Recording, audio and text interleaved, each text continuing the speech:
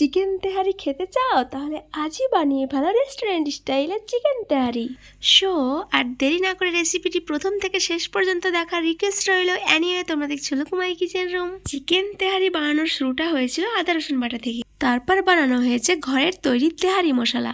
6টা উপকরণ দিয়ে তেহারি মশলা বানানো হয়েছে, সেটা হচ্ছে বড় এলাচ, ছোট এলাচ, দারুচিনি, সাদা গোলমরিচ অ্যান্ড জয়ত্রী জায়ফল। তাতেই রেডি হয়ে গেছে তেহারি মশলা। এবারের স্টেপ হচ্ছে চিকেন রান্না।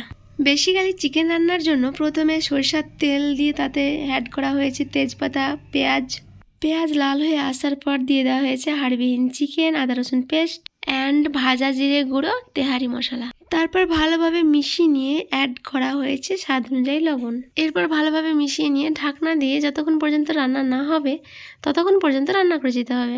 রান্না কমপ্লিট হওয়ার পর চিকেন ঢেলে রেখে সেই গ্রেভিতে গোবিন্দভোগ চাল অ্যাড করা হয়েছে।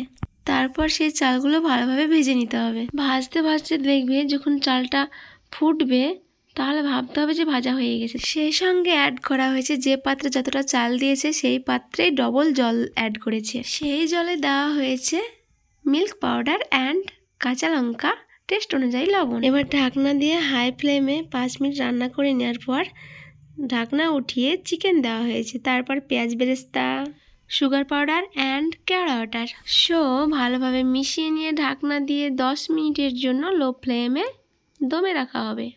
তোমরা চাইলে 15 মিনিটও দমে রাখতে পারো। 10 মিনিট পর ফিরে এসে আবারও পেঁয়াজ বেরেস্তা অ্যাড করা হয়েছে।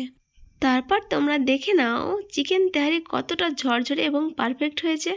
ওকে এভরিওয়ান, রেসিপিটি যদি ভালো লেগে থাকে তো অবশ্যই like, share, comment and subscribe করতে ভুলো না। Thanks for watching the video.